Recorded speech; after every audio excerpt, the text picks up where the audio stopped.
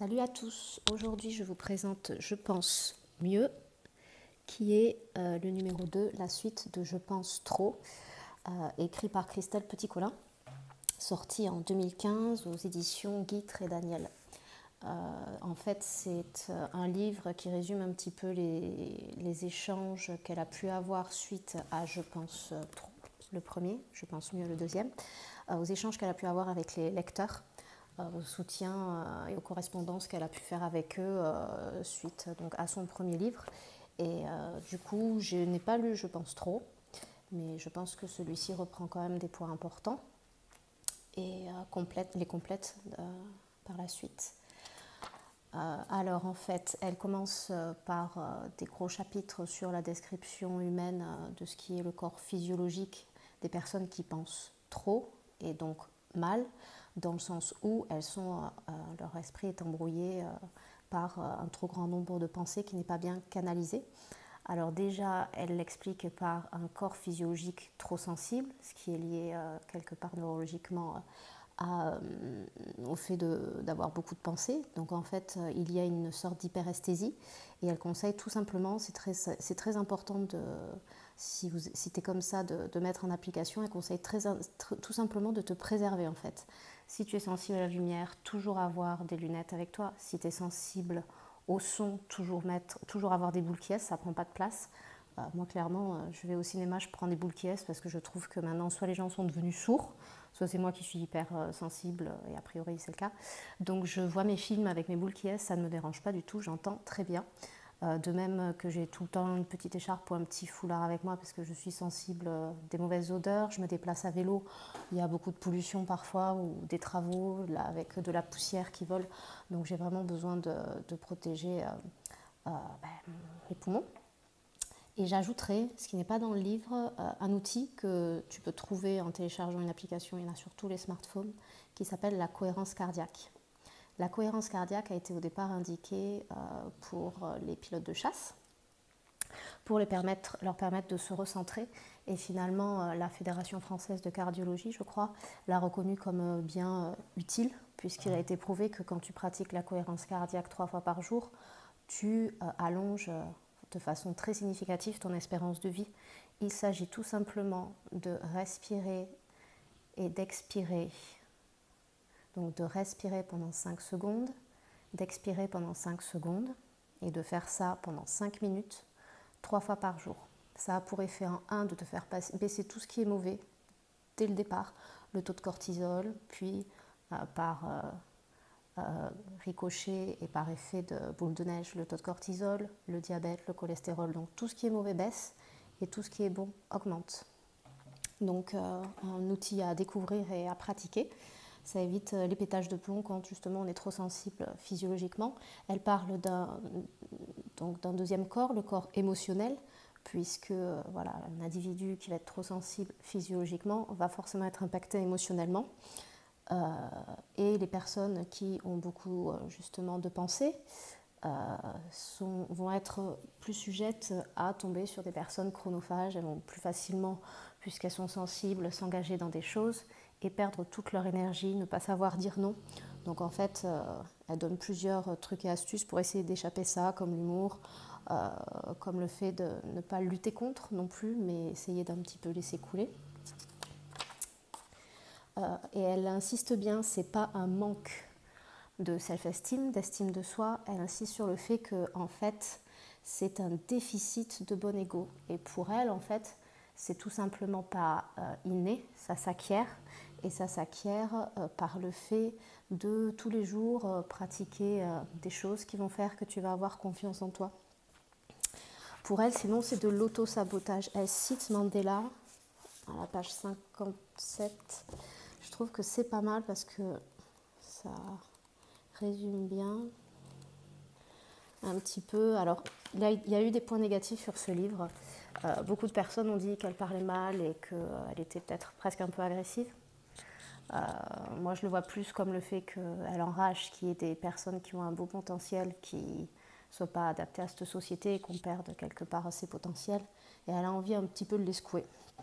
Alors Nelson Mandela dit « Notre peur la plus profonde n'est pas que nous ne soyons pas à la hauteur. notre peur la plus profonde est que nous sommes puissants au-delà de toute limite. C'est notre propre lumière et non notre obscurité qui nous effraie le plus. Nous nous posons la question, qui suis-je moi pour être brillant, radieux, talentueux et merveilleux? En fait, qui êtes-vous pour ne pas l'être? Vous êtes un enfant de Dieu, vous restreindre, vivre petit, ne rend pas service au monde. L'illumination n'est pas de vous rétrécir pour éviter d'insécuriser les autres. Nous sommes nés pour rendre manifeste la gloire de Dieu qui est en nous. Elle ne se trouve pas seulement chez quelques élus, elle est en chacun de nous. Et au fur et à mesure que nous laissons briller notre propre lumière, nous donnons inconsciemment aux autres la permission de faire de même. Donc il a dit ceci en 1994.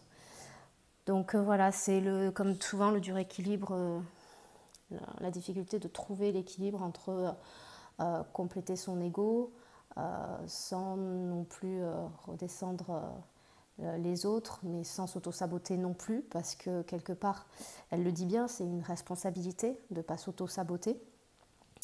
C'est une responsabilité de se prendre soin de soi pour prendre soin de son cercle, après son cercle familial, amical, sa communauté, même son pays. Et donc, il faut régulièrement alimenter cette confiance en soi.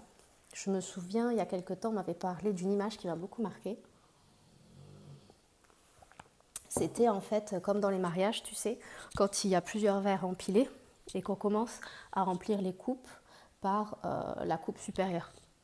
En fait, l'affirmation de soi serait la coupe qui est tout au-dessus, la confiance en soi, les coupes de la couche du milieu, et l'estime de soi, les coupes de tout en bas. C'est-à-dire que si tu veux remplir les coupes de l'estime de soi qui sont tout en bas, de toi qui est tout en bas, il faut commencer par remplir les coupes d'affirmation de soi. Et pour ça, rien que mieux que y aller, avoir du courage, faire des listes par exemple de ce qui pourrait te donner confiance en toi, des petits challenges. Ça, t'es pas obligé de faire des grands trucs comme nager au milieu des requins. Ça peut être de prendre la parole en public, ça peut être de dire je t'aime à quelqu'un, ça peut être d'aller visiter, je sais pas moi, en plongée, voir une épave, ça peut être de grimper sur une colline, tu vois, de te donner tes propres challenges. Parce qu'en fait, une fois que tu feras ceci, que tu sortiras un petit peu de ta zone de confort, donc tu vas alimenter ta confiance en toi et du coup, tu vas plus apprendre à t'écouter. Parce qu'en fait, la bonne estime de soi, c'est pas juste écraser les gens, c'est entendre et écouter ce qu'ils ressentent et ce qu'ils pensent, mais toi-même, savoir exprimer ce que tu penses et ce que tu ressens, et ça bien évidemment de façon relativement neutre, sans agression ni sans passivité.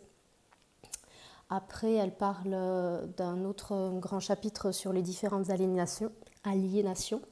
Donc la première aliénation, elle te la décrit comme l'aliénation mentale, c'est-à-dire qu'une personne a une réalité différente de toutes les autres. En général, ça conduit à l'hôpital psychiatrique, puisque la personne est soit en danger pour elle-même, soit en danger pour les autres. Il y a l'aliénation culturelle qui pour moi est vraiment très profondément ancrée malheureusement dans notre culture et dans notre pays. C'est une sorte d'hypnose collective où il y a une domination de la société mais qui est acceptée par tout le monde. Et je pense que consciemment ou inconsciemment, 90% de la population accepte ça. Et la troisième sorte d'aliénation est l'aliénation sociale.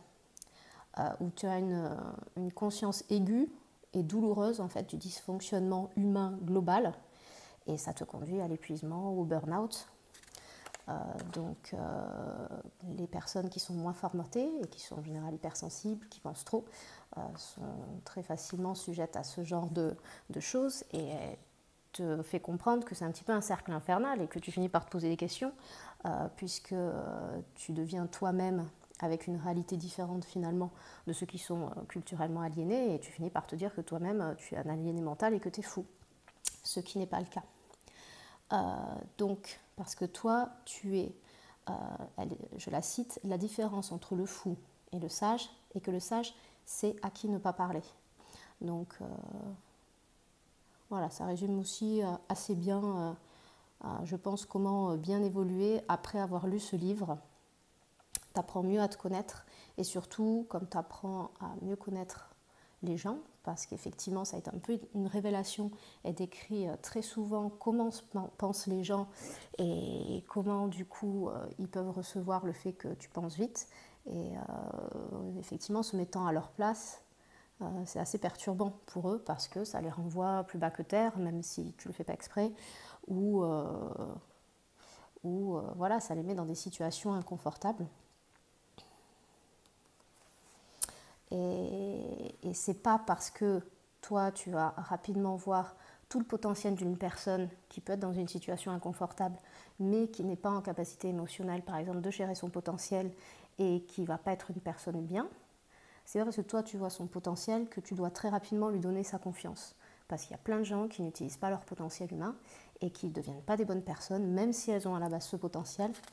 Et donc, il faut apprendre à attendre avant de donner ta confiance et donc à te méfier d'être trop rapide.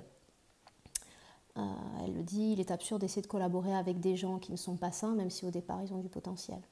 Elle te parle de l'expérimentation des rats qui est assez connue, on a très très souvent parlé. Quand on ferme des rats, plusieurs rats dans une cage, peu importe après le remplacement que tu peux faire, tu trouves toujours un exploité, un exploiteur, un autonome. Sauf que chez les rats, l'autonome, bon, parfois on lui pète la gueule, mais la plupart du temps on lui fout la paix. Sauf chez les humains. Chez les humains, l'autonome, en général, on ne lui fout pas la paix de moins en moins parce que elle rejoint l'empowerment que j'avais découvert via Rage et que j'avais entendu parler dont j'avais entendu parler plusieurs fois. En fait, des personnes qui commencent un petit peu à s'auto-éduquer, via le net notamment, via YouTube, mais via les bibliothèques, les livres, etc., qui sont un petit peu en marche du système éducatif ou culturel qu'on peut voir sur TF1 à chaîne de grande, à un moment de grande écoute à 20h, où tu vois toutes les débilités des pubs, et du coup tu finis par avoir des exploités, des autonomes qui deviennent plus éduqués et qui ont plus de connaissances que les exploiteurs. Donc pour elle c'est plutôt positif et il suffirait d'avoir un certain nombre pour pouvoir renverser les choses. Donc voilà, je préfère m'arrêter à la moitié du livre, j'en suis déjà à 12 minutes. Il y a encore toute une partie sur les relations amoureuses et les relations au travail des personnes qui pensent trop et qui doivent penser mieux. C'est aussi assez lourd émotionnellement, moi je trouve, de lire ce livre, donc c'est pas évident de faire un résumé. Même si j'ai du retard, je vais m'arrêter là et je pense que je vais faire l'autre moitié plus tard, assez vite. Je me tiens voilà, au challenge, même si je prends du retard, mais il faut aussi savoir entendre ses limites et se traiter avec douceur pour mieux penser. Donc je vais continuer de boire mon petit thé, me calmer et très certainement faire la suite après. A plus tard les autodisciples et tenez-vous à vos livres. Je regarde les vidéos et j'aimerais bien voir aussi des résumés écrits parce qu'il y en a plein qui m'ont donné l'eau à la bouche que je n'ai pas forcément lu et voilà, donc j'ai hâte de lire vos résumés. A plus, ciao.